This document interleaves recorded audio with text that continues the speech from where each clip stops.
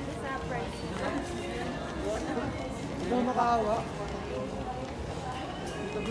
Yung taga-provision na.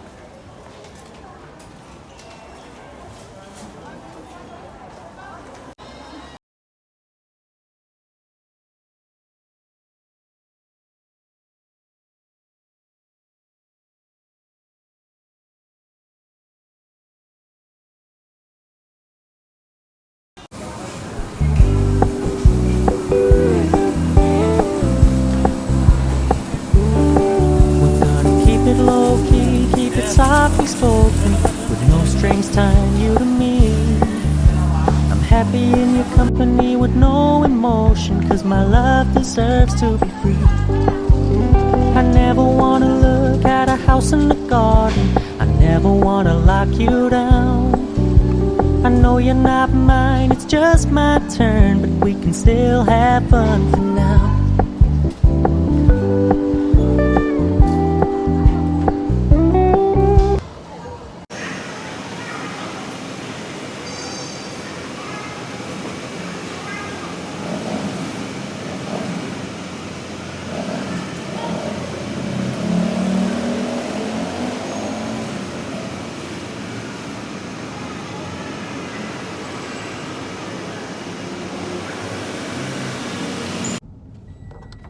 Doktor sabihin nga pa.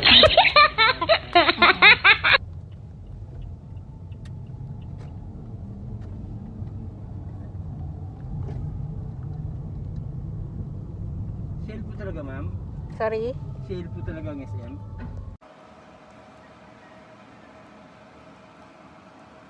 Sobrang happy ko guys. Kahapon dahil kagala ko sa SM. Yun lang naman madalas kong galaan ngayon kasi wala pa ring means of transportation. So, yun yung stress ko. Although nakagastos na naman sa Inday. Pero okay lang kasi guys, napakalaking tulong sa akin yun yung minsan kahit once a month lang nalalabas ako ng bahay, yung magagala, yung kumbaga nare-relax yung utak ko. Kasi ang dami ko nakikita, tapos nai-enjoy ako na yung gusto ko nabibili ko. O yung madalas naman nabibili ko yung para dito sa bahay, magamit dito sa bahay. Tsaka yung yung ingredients para sa aking muffins. Yun. Kaya yun guys, yun isa rin sa tip ko para mabawasan yung mga stress niyo sa buhay. Kahit walang bibilin, basta pumunta kayo sa isang lugar na alam nyo magiging masaya kayo, na mare-refresh yung utak nyo, na hindi kayo mag-iisip ng mag-iisip. Basta yun lang, gala, enjoy yourself kahit minsan, kahit once a month or once a week kung may time kayo. Kasi wala pa naman tayo talagang bukas na rin yung mga malls, kaya lang syempre wala pa rin mga public transportation. So kaya madalas na napupuntahan ko lang itong SM. Pero okay lang guys, ilang oras din ako nagala. Mula department store hanggang hypermarket. So yun, pagod pag-uwi pero happy kasi nga yung mga gusto kong bilhin nabili ko. Although yung iba hindi kasama sa gusto kong bilhin. Okay lang. Kasi masaya ako. Sobrang masaya ako pag nakakalabas ako. Kahit ako lang mag-isa, na-enjoy ko yung paggala. Kasi hindi rin ako pwede talaga yung may kasama kasi ikot ako ng ikot eh. Gusto ko lahat mapupuntahan, tapos biglang-biglang may isip ako. Ay, kailangan ko nga pala ng ganito. Kaya yun, babalik ako. So yun, balik-balik ako. So, yun lang guys. Sana nag-enjoy kayo sa panonood ng aking mga videos. Huwag niyo pong kalimutan guys na like, share, subscribe, hit the notification bell para hit the all sa notification. Dun sa bell, meron, mamimili kayo doon.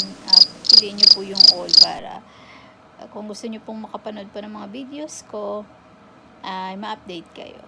Kasi ito nga pala guys, malaking tulong to sa akin, neck pillow. Kasi tulad yung pag nakaupo akong ganito, masakit yung ulo ko dito sa bakal.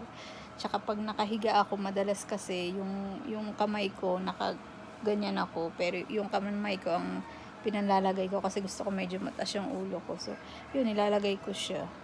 Kaya, malaking tulong din to sa akin. Tsaka ano siya, yan, diba? Ano siya, made in the Philippines. Sa ano siya, dun sa Kultura brand. Kaya, gusto ko siya.